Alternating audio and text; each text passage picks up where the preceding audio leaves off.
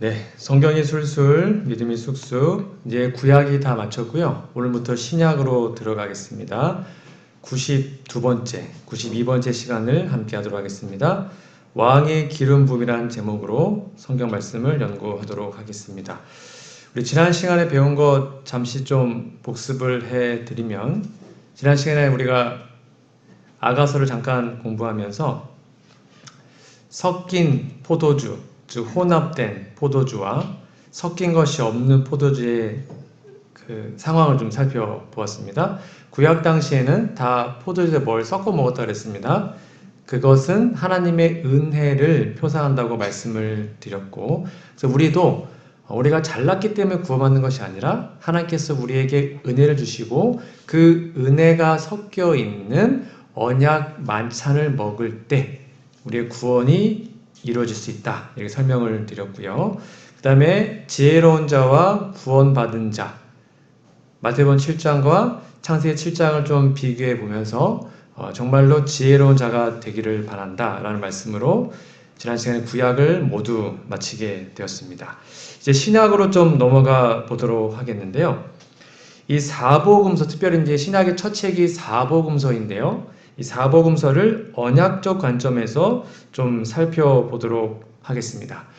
여러분들, 신약이라는 책에는 이 언약이란 말이 많이 나올까요? 별로 안 나올까요? 별로 안 나옵니다.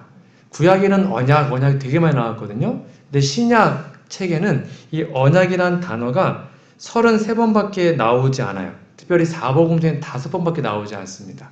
그 이유가 뭐냐면 이제는 구약의 환경과 신약의 환경이 달라졌기 때문입니다. 그래서 이제는 표상이 실체와 만났기 때문에 이 언약이라는 단어보다는 같은 의미이지만 다른 단어로 바꿔서 사용을 하게 되는데, 그걸 좀 오늘 좀 정리해 드리도록 하겠습니다. 자, 요 얘기는 제가 이 언약을 공부하면서 처음 거의 초창기 때 드렸던 강의였는데 기억을 하시는지 모르겠습니다. 성경을 이 언약적 관점에서 다시 한번 좀 정의해 드리면, 성경 크게 3가지로 정의할 수 있습니다. 성경이 뭐냐? 하나님의 나라를 세우기 위한 것입니다. 그게 핵심이에요. 하나님 나라를 잃어버렸죠. 아담 때문에. 그 나라를 다시 회복하는 것입니다. 그래서 새하늘과 새 땅, 하나님의 나라를 회복하는 것인데, 하나님께서 사람들과 그걸 위해서 언약을 맺으십니다. 하나님의 영원한 언약이죠. 그리고 그 언약을 우리의 불신실함에도 불구하고 하나님의 신실하심으로 그 언약이 계속 성취에 어떻게 해서든지 이어져 가는 내용, 그 이야기가 성경 이야기다라고 설명을 드렸습니다. 이게 성경의 정의입니다. 언약적 정의예요. 그래서 이제는 그림자가 실체를 만났기 때문에 이 언약이라는 단어보다는 성경이 하나님의 나라를 위한 것이니까 하나님의 나라 또는 천국이라는 단어가 더 많이 사용됩니다. 신약에는요. 그게 언약이구나, 그렇게 이해하시면 크게 문제가 없습니다. 자, 지금부터는 이제 저희가 지금까지 배웠던 내용들을 알아야지 또 쉽게 신약을 공부할 수 있습니다. 다시 한번 복습을 해드리면, 하나님의 나라의 4가지 요소 제가 설명을 이미 다 드렸습니다. 기억나시는지요? 이거는 현대 똑같습니다. 국가의 3요소 뭐였어요? 국민, 주권, 그 다음에 영토였죠. 그게 국가의 3요소입니다. 현재도 그렇습니다. 똑같이 하나님의 나라의 3요소도 3가지가 있는데요. 그게 C는 백성, 국민, 그리고 땅은 영토, 그리고 뜻은 하나님의 말씀들, 이렇게 기록이 되어 있고, 그 다음 이거는 왕조이기 때문에 그 나라를 다스리는 왕이 있어요. 그래서 하나님 나라의 4요소는 씨와 땅과 뜻, 왕, 이렇게 4가지로 설명드렸습니다. 요게 나라의 구성 요소입니다. 이게 구약이었어요. 구약에서는 씨가 하나님의 백성이었고, 땅은 말 그대로 가나안 땅이었고, 뜻은 언약의 말씀들, 그 왕들은 다윗 왕조였기 때문에 그 왕들이 쭉 이어져 내려왔습니다. 이것은 구약 이야기고, 이것이 신약으로 넘어오면 이게 실체와 만났기 때문에, 신약에서 씨는 뭐냐면 참 씨가 되시는 예수님을 메시아로 믿고 받아들이는 모든 사람. 그러니까 구약은 이스라엘이었지만 신약은 우리도 포함하는 거죠. 영적 이스라엘. 이방인을 다 포함합니다. 그리고 구약은 가나안 땅이었지만 신약에서는 예수님을 받아들인 우리들의 마음이란 공동체, 그게 땅을 의미합니다. 그게 은혜의 왕국이었죠. 우리의 마음에서부터 나라가 시작되죠. 그리고 뜻은 구약은 언약에 말씀드렸지만 신약은 사랑으로 순종하는 계명들이고, 구약에서 왕은 다윗 왕조 왕들이었지만 신약은 그 모든 왕을 이은 유일한 왕이신 예수님, 그분이 바로 신약 시대의 왕이시고 영원한 왕이시죠. 그래서 요 네 가지 개념을 이해하고 이제 신약을 공부하시면 됩니다. 그래서 시와 땅과 뜻 왕이 신약에서 이렇게 의미로 바뀌었다. 그리고 요 의미를 이해하시고 이제 사복음서와 기타 신약의 다른 책들을 공부하시면 도움이 되실 거라고 생각이 듭니다. 그래서 이 사복음서를 다시 한번 좀 쉽게 좀 정리를 해드리면 이렇게 정리할 수 있습니다. 이거를 공관복음이라고 합니다. 조금 어려운 말로, 공관이 뭐냐면 같은 관점으로 본다. 이게 마태, 마가, 누가가 공관복음이고 요한복음은 조금 다릅니다. 왜 이 네 개의 책을 예수님의 삶을 이렇게 조명했냐면 이게 비슷한 것 같은데 좀 달라요. 마태복음은요, 예수님을 왕으로 묘사합니다. 그래서 유대인의 왕으로 태어나시니, 즉 동방박사 이야기는 마태복음밖에 나오지 않습니다. 그러니까 마태복음은 예수님이 왕이라는 거예요. 그래서 거기에 족보가 기록되어 있죠. 그래서 여기는 하나님의 나라의 속성들을 설명하기 위해서 비유가 많이 나옵니다. 뭐 씨 뿌린 자의 비유, 천국의 비유, 뭐 모든 비유는 대부분이 다 마태복음이 기록되어 있어요. 근데 마가복음은 뭐냐? 되게 제일 짧거든요. 16장밖에 없는데 여기에는 예수님이 종으로 묘사되어 있습니다. 정말 고생 많이 하시고 종의 형상 오신 예수님이 잘 묘사되어 있는 게 마가복음이에요. 여기에는 하나님의 나라의 임재를 강조하기 위해서 기적을 많이 다루고요. 이 네 복음서에서 똑같은 기적일지라도 마가복음이 그 기적을 가장 자세하게 다룹니다. 그걸 좀 참고하시면 되고, 누가복음은 예수님이 하나님의 아들이다, 인자다, 인자로 오신 예수님을 묘사하고 있고, 하나님의 나라의 선물을 강조하기 위해서 성령을 강조하죠. 그래서 마태복음에서는 구하라, 찾으라, 두드리라 해서 하나님이 가장 좋은 거 주신다라고 설명하고 있지만, 누가복음은 똑같은 거 얘기하면서 하나님이 성령을 주신다 이렇게 표현하고 있습니다. 그러니까 누가복음은 성령을 중심으로 하고 있고, 이 누가복음 저자 누가가 사도행전도 썼거든요. 사도행전도 성령의 내용이 잘 나와 있죠. 요한복음은 하나님의 아들로 오신 예수님을 묘사합니다. 즉 예수님은 하나님의 아들이지만 신이다. 그래서 요한복음 기적에는 어떤 터치가 별로 없어요. 하나님이 아들이 예수님이 말씀으로 이적 일으키는 내용이 대부분이 요한복음입니다. 그래서 하나님 나라의 완성으로 창세전 언약을 강조하는 책이 요한복음이에요. 그래서 요 네 가지의 관점으로 이제 신약을 좀 살펴보시고 예수님 생애를 보셔야 정말 다양하게 입체적으로 예수님의 생애를 우리가 이해할 수가 있다. 그렇게 여러분들이 정리해 주시면 되겠고, 오늘 첫 시간으로 마태복음을 좀 보도록 하겠습니다. 그럼 마태복음 1장을 함께 찾아서 보도록 하겠습니다. 마태복음 1장 1절인데요. 그럼 마태복음 1장 1절이 많은 분들이 좀 읽기 좀 힘들어 하시죠. 왜냐하면 거기 족보가 나오기 때문입니다. 근데 우리는 이제 언약을 배웠기 때문에 여기에 눈이 막 번쩍번쩍 뜨이셔야 합니다. 자, 마태복음 1장 1절 같이 읽어볼까요? 시작. 아브라함과 다윗의 자손 예수 그리스도의 계보라. 여러분, 왜 여기에다가 굳이 두 인물 아브라함과 다윗의 자손이라고 그랬을까요? 아담의 자손이 아니라. 아담이 제일 할아버지잖아요. 제일 첫째 조상 아닙니까? 근데 왜 마태복음에서는 아브라함과 다윗의 자손 예수님이다 이렇게 설명했을까요? 이 두 사람이 구약에서 가장 중요한 언약을 하나님과 맺은 사람이었습니다. 자, 아브라함 언약하면 떠오르는 장이 무슨 책 몇 장이었습니까? 네, 까먹으셨죠? 창세기 15장입니다. 적어 놓으십시오. 소위 말하는 횃불 언약. 이게 언약에서 정말 중요하다고 제가 여러 번 강조해 드렸습니다. 횃불 언약에서 하나님이 아브라함에게 예수님에 대한 모든 계시를 보여주시고 아브라함과 언약을 맺습니다. 너의 후손에서 내가 내 아들 예수님을 보내겠다. 그게 아브라함 언약이에요. 횃불 언약, 창세기 15장입니다.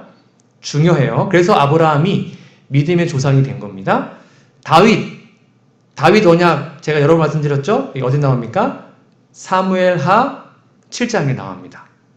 다윗이 하나님, 제가 하나님의 성전 지어드릴게요.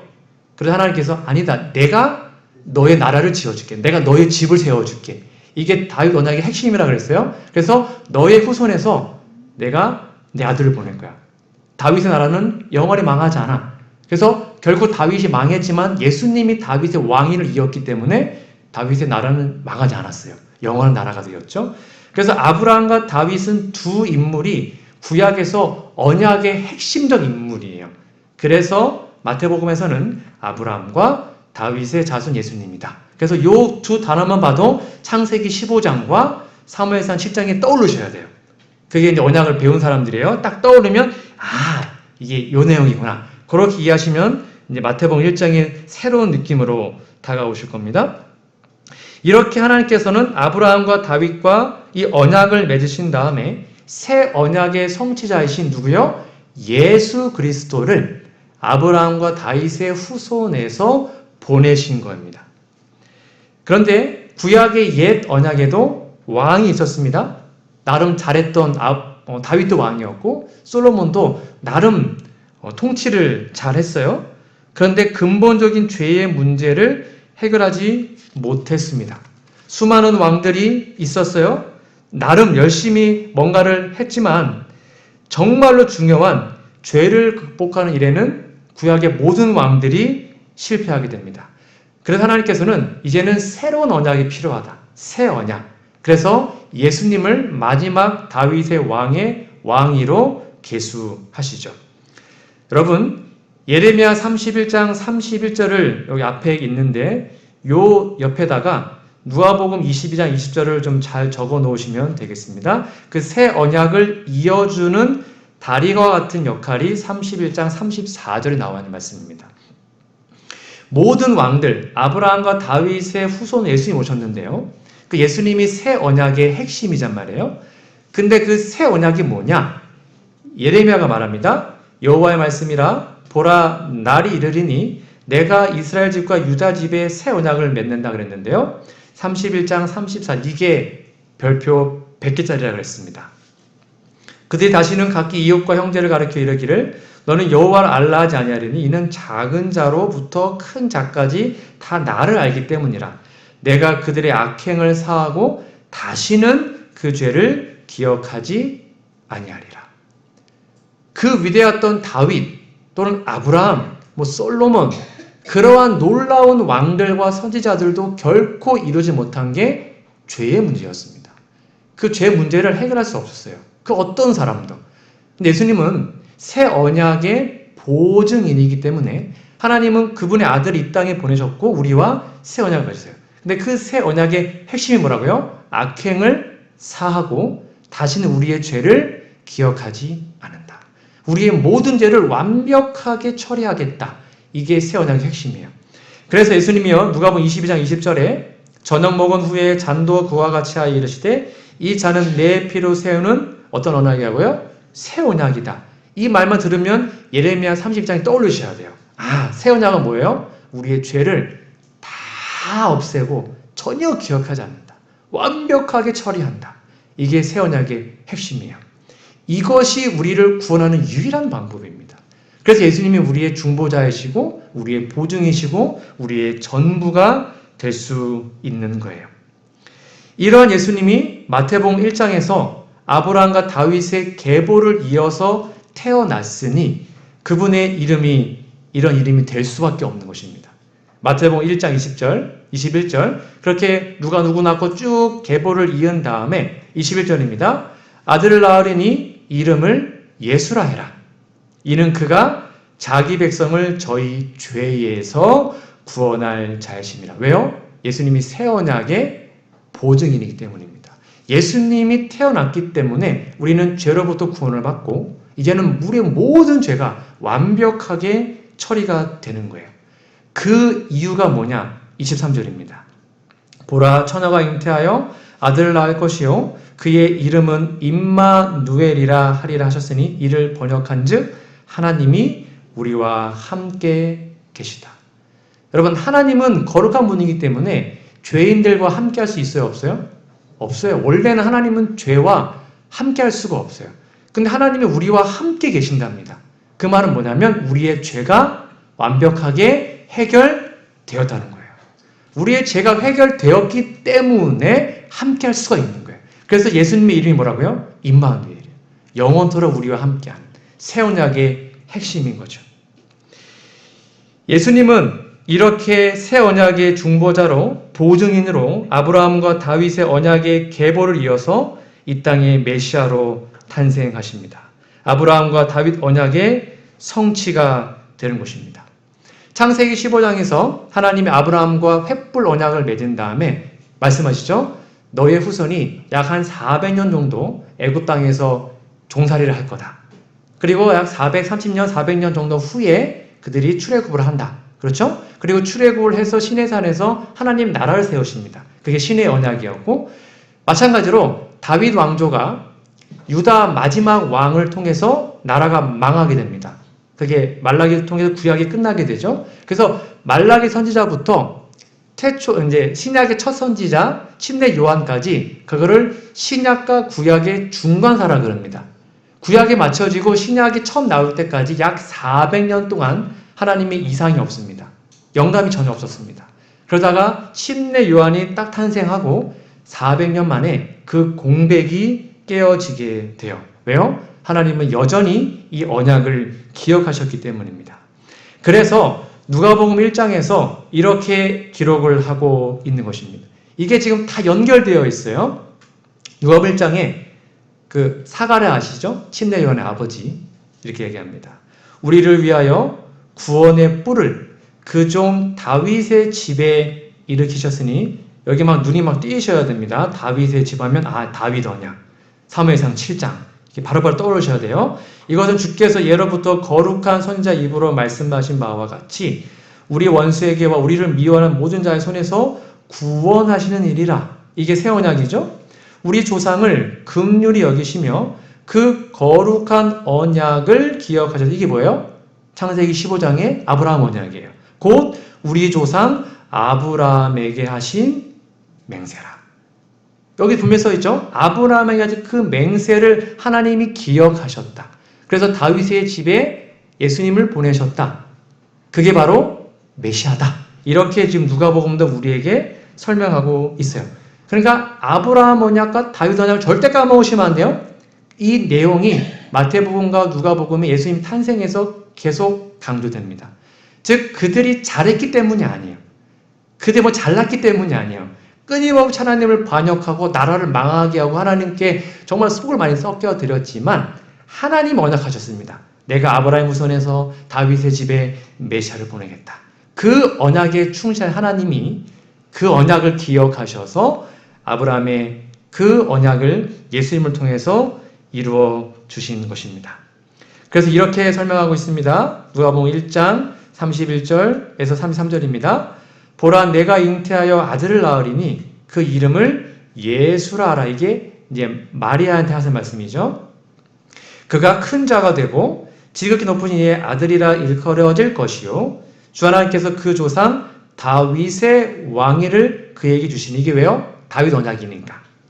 영원히 야곱의 짐을 왕으로 다스리실 것이며 그 나라가 무궁하리라. 나라가 안 망한다는 거예요. 이제는 나라가 영원하대요. 왜요? 예수님 영원한 분이니까. 그래서 그 다윗 언약이 예수님을 통해서 이루어짐을 이렇게 설명하고 있는 것입니다. 그래서 하나님은 이제 하나님의 나라가 가까웠다. 그래서 사복음서에 그 유명한 구절 회개하라 천국이 가까웠다. 그 기별이 나온 이유가 이런 배경인 겁니다. 이제 하나님 나라가 이루어질 거예요. 예수님 때문에. 그러니 뭐 하라는 거예요? 돌이키고 회개하라는 거죠. 그 내용이 마태복음 3장에 기록이 되어 있습니다. 마태복음 3장으로 좀 가보도록 할까요? 이 마태복음 3장은 이제 침례 요한이 나오는데요. 그럼 침례 요한 빈들에서 광야에서 있었던 사람이었습니다. 이 침례 요한은 단순히 뭐 은둔 생활만 했던 사람이 아니었고요. 구약을 열심히 연구하고 특별히 이사야서, 다니엘서 연구하다가 70일을 깨닫고 이제 메시아가 이제 진짜 금방 오겠네 하고 그 때를 다 계산했어요. 우리처럼 다 이해했어요. 다 이해한 다음에 이제 예수님이 곧 오시겠구나 라고 깨달은 다음에 외쳤던 기별이 3장 1절 2절입니다. 함께 읽어볼까요? 시작. 그때에 침례 요한이 이르러 유대 광야에서 전파하여 말하되 회개하라 천국이 가까이 왔느니라 하시고, 이게 바로 처음으로 신약에서 외쳐졌던 설교 제목입니다. 회개하라 천국이 가까웠다. 이제 그 언약이 성취될 거다. 이렇게 설명하고 있습니다. 여기에 저희가 하나 짚고 넘어가야 될 이미지가 있어서 좀 설명을 드리도록 하겠습니다. 자, 여러분 이제 침례 요한이 있었던 장소가 어디냐면 유대 광야라고 기록이 되어 있는데요. 여러분 성경 읽으시다가 광야 하면 떠오르는 이미지가 좀 어떠세요? 행복한 곳? 즐거운 곳? 아니면 뭐 고생하는 곳? 여러분에게 있어서 느낌적으로 그냥 광야 하면 떠오르는 이미지가 어떠십니까? 거칠고 힘들고 뭐 그런 이미지가 좀 많으시잖아요. 네, 여러분 제가 거듭 말했지만 성경을 이해한다는 것은 그걸 읽었을 때 뭐로 떠올라야 되는 거예요? 이미지로 떠오르는 해석하는 거예요. 우리는 글을 읽기 때문에 글을 읽고 그것이 이미지화 되셔야 돼요. 머릿속에. 그게 성경을 해석하는 것입니다. 그래서 많은 사람들이 광야는 뭐 좀 황량하고 먹을 것 없고 배고프고 좀 고생이다. 그래서 좀 부정적인 이미지로 이해를 많이 해요. 그래서 침례 요한이 유대 광야에서 전파했다 하면 야, 침례 요한도 참 고생 많이 했겠다. 뭐 그런 이제 이미지를 가지고 있는데 정말로 그런 이미지일까? 그렇지 않습니다. 이 광야 이미지는 요건 오늘 좀 꼭 기억하시면 좋겠습니다. 우리랑은 달라요. 우리는 광야가 좀 그렇게 좀 잘못 이해하고 있지만 유대인들에게 광야의 이미지는 전혀 다릅니다. 유대인들에게 광야 이미지는 이런 이미지를 가지고 있습니다. 광야는 하나님을 체험하는 장소입니다. 그게 유대인들의 이미지예요. 그러니까 유대인들은 침례 요한이 광야에서 왔대라는 들으면 떠오르는 게 야, 침례 요한이 하나님을 깊이 만났겠네 이렇게 이해해요. 침례 고생 많이 하겠네 이게 아니라 야, 하나님을 진짜 깊이 만난 사람이겠네 이렇게 이해를 해요. 그게 유대인들이 이해하는 광야의 이미지입니다. 예를 들면 이스라엘 백성들이 출애굽해서 광야 40년 동안 생활을 했었죠. 거기서 그들이 배고파 죽은 사람 있습니까? 광야 40년 동안 배고파 죽은 사람 있습니까? 없어요. 목말라 죽은 사람 있습니까? 없어요. 발이 부르터가 죽은 사람 있습니까? 없습니다. 다 죄져서 지었지 밥 못 먹어서 물이 없어서 그렇게 죽은 사람이 하나도 없어요. 40년 동안 부르지도 않았고 옷도 헤어지지 않고 하나님이 완벽하게 해결을 해주신 것이 바로 광야입니다. 그래서 광야에서 그들은 끊임없이 하나님을 경험하고 만났습니다. 반석에서 물이 나와요? 그 기적 아닙니까? 매일 만나가 내려요? 엄청난 기적이죠? 그거를 매일 봤어요. 그리고 하나님의 성소에서 막 불이 올라오는 거, 구름 기둥, 불 기둥 매일 봤죠. 하나님께서 영원토록 언제나 함께 한다는 사실을 그들은 광야에서 뭐 한 거예요? 경험합니다. 그래서 성경에서 광야의 이미지는 하나님을 깊이 만나는 장소, 그렇게 여러분들이 이해하시면 돼요. 예수님도 광야로 가셨습니다. 40년 동안 금식기도 하셨죠? 뭐 하셨습니까? 40일 동안 금식하시면서 하나님을 깊이 만났죠. 사도 바울도 회개한 다음에 아라비아 광야에 갔죠? 10몇 년 동안 뭐 했습니까? 거기 하나님을 깊이 만났죠. 그래서 광야는 하나님을 정말로 깊이 만나는 장소, 이렇게 좀 여러분 머릿속에 좀 넣어두시면 돼요. 그래서 성경 읽으시다가 광야 이미지가 나오면 이렇게 이해하셔야 성경을 올바르게 해석을 할 수 있어요. 그래서 우리가 때로는 우리 인생길이 광야라고 말하지 않습니까? 맞는 거 아니에요? 네? 맞는 거라고 생각해요. 예언의 시대도 네. 있다 보면 그런 게 있어요. 그리고 어려운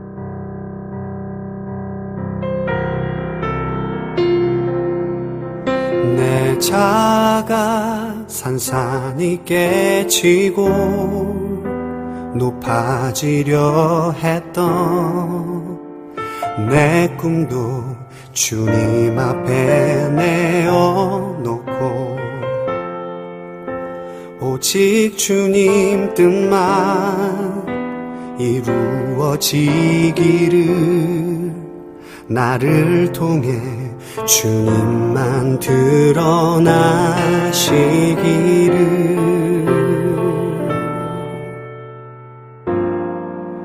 광야를 지나며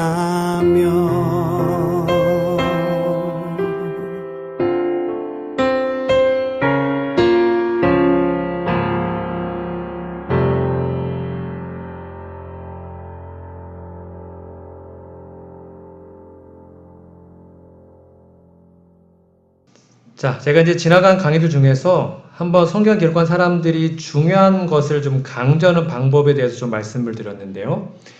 요즘 같은 시대에는 뭔가 뭐 고딕체로 하든지 뭐 밑줄을 하든지 뭐 한번 강조할 수 있지만 구약 당시 성경을 쓸 때는 그렇게 강조할 수가 없어서 성경 읽을 때 강조하는 방법이 뭐냐면 반복입니다.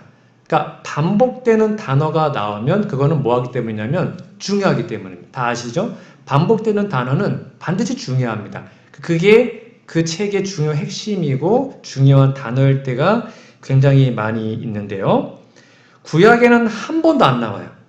근데 신약 특별히 사복음서에 아주 자주 나오는 단어가 뭐라고 했어요? 그게 천국이라는 단어입니다. 정말 많이 반복됩니다. 구약에는 한 번도 안 나와요. 그런데 신약에 37번, 특별히 마태복음에만 36번 나올 정도로 아주 거기 강조되어 나온 단어가 바로 천국입니다. 그리고 마태복음은 이 하나님의 나라를 속성을 설명할 때 뭘 많이 쓰냐면 비유를 많이 쓴다고 말씀을 드렸죠. 특별히 침례 요한이 특별히 그 구약 성경 중에서 이사야서를 좀 많이 연구를 했습니다. 그래서 이 이사야서에서 예수님의 메시아의 어떤 사명을 기록한 것을 따왔는데 그게 바로 이사야 61장에 기록이 되어 있습니다. 61장 1절에서 3절 이게 예수님이 처음으로 설교할 때 본인의 메시아를 이제 인용했던 성경절이잖아요. 주 여호와 영이 내게 내리셨으니 이는 여호와께서 내게 기름을 부어사 가난한 자에게 아름다운 소식을 전하게 하려 하심이라. 나를 보내사 마음이 상한 자를 고치며 포로된 자에게 자유를 갇힌 자에게 노임을 선포하며. 이게 예수님이 첫 설교였거든요. 나사렛 회당에서. 이 말씀 여기 이미 다 설명했잖아요. 그 다음에 중요한 게 2절인데요. 여기 2절에는 메시아가 하는 일에 크게 두 가지가 있습니다. 첫 번째 뭐예요? 여호와의 은혜의 해와 우리 하나님의 보복의 날을 선포하여 모든 슬픈 자를 위로한다. 여러분 여기 은혜의 해와 하나님의 보복의 날 어떤 이미지가 떠오르십니까? 이거 다 공부한 겁니다. 구약 공부하실 때. 네, 맞습니다. 은혜의 해는 은혜의 시기 다 공부했었죠? 하나님의 보복의 날은 언제일까요? 공의의 시기. 우리 하박국 할 때 다 공부했었죠? 기억나시죠? 그게 공의의 시기, 정한 때 기억나시죠? 그게 요거예요. 그래서 여호와의 은혜의 해, 은혜의 시기와 우리 하나님의 보복의 날, 공의의 시기, 정한 때 그것을 선포하여 모든 슬픈 자를 위로하시는 것이 바로 메시아의 일임을 침례 요한이 이해하고 선포하게 됩니다. 그래서 뭐 하라는 거예요? 회개하라는 것이죠. 회개해서 이 날을 아직 은혜의 해가 있을 때 하나님의 그 은혜를 받아들이고 하나님의 천국에 제발 들어가자라고 하나님의 귀한 말씀을 전한 것입니다. 그러면서 침례 요한이 막 공부하다 보니까 에스겔 36장 25절에 이런 말씀이 있는 겁니다. 많은 물을 너희에게 뿌려서 너희로 정결하게 하되 여기 보니까 물을 통해서 정결하게 할 수 있네? 아는 거예요. 또 너희 모든 더러운 것에서와 모든 우상 숭배 너희를 정결하게 할 것이며 라고 해서 침례 요한이 물에 담그는 침례를 이제 새 언약의 증표로 사용하게 되는 것입니다. 구약에서는 그게 할례였죠. 이제는 그 할례가 아니라 모든 사람이 다 구원받아야 되기 때문에 물에 잠기는 침례를 통해서 침례 요한이 하나님의 그 새 언약의 핵심을 선포하게 돼요. 이제는 말로만 해서는 안 되고 바로 죄에 대한 회개가 필요하고 그 죄에 대한 회개의 증표를 뭘 받아라? 침례 받아야 된다 라고 하면서 침례를 처음으로 베풀게 됩니다. 이게 왜 되게 충격적이었냐면 그 당시에 유대인들은요, 구원 문제에 대해서는 전혀 의심이 없었습니다. 할례 받았죠. 그러면 모두 다 뭐 받은 거예요? 구원을 받은 거였어요. 그러니까 유대인들은 구원 문제에 대해서 고민하지 않아요. 난 할례 받았으니까. 하나님의 백성이니까. 근데 침례에 뭐 하는 거예요? 그거 갖고 구원 받을 수 없어. 침례 받아야 돼. 이렇게 설명하는 것입니다. 그 내용이 바로 마태복음 3장 7절에서 9절에는 말씀입니다. 요한이 많은 바리새인들과 사두개인들이 침례를 베푸는데 오는 것을 보고 이르되 독사의 자식들아, 되게 심하게 얘기하죠. 누가 너희를 가르쳐 임박한 진노를 피하라 하더냐. 그러므로 회개에 합당한 열매를 맺고, 이 말입니다. 속으로 아브라함 우리 조상이라, 나 할례 받았는데 그거 대단한 착각이야. 그 생각하지 말고 내가 너에게 이르노니 하나님 능히 이 돌들로도 아브라함은 자주 되게 할 수 있다. 그러니까 진정으로 회개하고 그 회개한 합당한 열매를 맺어야지만 천국에 들어갈 수 있다. 이렇게 설명을 하니까 전 나라가 완전히 뒤집어진 겁니다. 우리를 그럼 못 받을 수도 있네? 하고 막 사방에서 침례 요한에게 오게 된 거죠.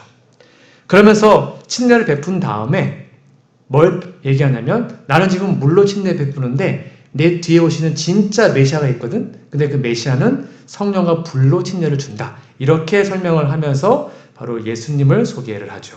마태복음 3장 11절입니다. 나는 너희를 회개하게 하기 위하여 물로 침례를 베풀거니와 내 뒤에 오시는 이는 나보다 능력이 많으시니 나는 그의 신을 들기도 감당하지 못한다. 그는 성령과 불로 너희에게 침례를 베푸실 것이요 라고 설명을 하면서 물의 침례와 성령의 침례, 불의 침례를 다시 한번 강조합니다. 제가 이 이야기도 여러 번 했습니다. 여러분, 우리가 받아야 할 침례 종류가 몇 개라 그랬죠? 기억나십니까? 우리가 받아야 할 침례 종류 크게 세 가지가 있습니다. 첫 번째 여기 써 있습니다. 어떤 침례입니까? 물의 침례. 물의 침례를 받으면 우리의 뭐가 바뀌는 거예요? 우리의 품성이 바뀝니까? 우리의 신분이 바뀝니다. 마귀 자녀에서 하나님의 자녀로. 물론 급격하게 변화물도 있지만 거의 대부분은 그냥 그대로 나오죠. 그렇죠? 그래서 품성이 하루아침에 바뀌지 않습니다. 이걸 평생 한 번 받습니다. 신분이 바뀌어요. 그 다음에 이제는 아침마다 매일 받는 게 있습니다. 그게 바로 성령과 불의 침례입니다. 이건 매일 받아요. 이걸 받으면 우리의 뭐가 바뀌어요? 우리의 품성이 바뀌죠. 이건 매일 받는 것입니다. 그런 다음에 우리의 품성이 거의 완성이 되면 이거는 이제 안 받는 사람도 받는 사람도 있어요. 그 다음에 받는 게 피의 침례입니다. 피의 침례는 특별한 사람만 받는 건데 그게 바로 순교의 길까지 가는 것입니다. 그게 피의 침례라고 나와 있어요. 그래서 이 세 가지 침례는 우리가 받아야 되는데 지금 우리가 받아야 되는 것은 성령과 불의 침례를 매일 아침마다 받아야 하는 것이죠. 왜요? 그래야지만 우리가 천국에 들어갈 수가 있기 때문입니다. 예수님의 모본을 보실까요? 실물교훈입니다. 예수님은요, 매일 아침 여러 시간 동안 아버지와 교통하심으로 하늘의 빛을 사람에게 나누어 줄 준비를 하셨다. 빨간색 같이 읽어볼까요? 시작. 그는 날마다 성령의 새로운 침례를 받으셨다. 그러니까 예수님이 죄 없이 살 수 있었던 것입니다. 우리도 날마다 진짜 예수님처럼 성령의 침례를 받을 수만 있다면 우리도 죄에서 승리하며 살 수 있겠죠? 이게 우리가 날마다 받는 거예요. 매일 이거 받아야 합니다. 이게 바로 천국, 즉 새 언약을 받아들이는 것의 핵심이에요. 잘 보십시오. 요것만 하고 마치겠습니다. 그리스도교는 죄를 사하는 이상의 의미가 있다. 새 언약은 뭐라고 했어요? 새 언약은 죄 용서예요. 중요합니다. 근데 그 이상이 또 있다는 것입니다. 우리의 죄를 제거한 다음에 죄가 아침에 마음속에서 사라졌죠. 비워졌습니다. 그럼 그 다음에 뭘 하는 거냐면 그 빈자리를 성령의 은혜로 채운다는 의미입니다. 이게 성령의 침례예요. 이걸 하지 않으면 또 넘어지고 또 실패하는 것입니다. 죄를 비워내고 죄를 용서받았으면 그 빈 마음에 성령이 오시도록 아침에 여러 시간 동안 간절히 기도하는 거예요. 예수님처럼. 그게 바로 핵심이죠. 그것은 또 신령한 빛으로 마음을 밝히고 하나님 안에서 즐거워하는 것을 의미한다. 그것은 빈 마음에 그리스도께서 임재하심으로 축복을 누리게 되는 것을 의미한다. 이것이 바로 침례 요한이 외쳤던 기별이고 오늘날 우리가 외쳐야 할 기별인 것입니다. 여러분 다시 한번 예수님의 새 언약을 통해서 우리의 삶에 이제 진짜 천국이 오게 되었고 이제 우리는 은혜의 왕국에 들어가게 되었습니다. 이제는 영광의 왕국에 들어가게 될 것입니다. 그걸 위해서 아침마다 우리의 죄를 하나님께 드리고 그 빈 마음 속에 하나님의 성령이 내 마음 속에 가득 자리 잡는 그 성령의 침례를 날마다 받아 누리는 우리 모두가 되기를 간절히 바라며 오늘 말씀을 마치도록 하겠습니다.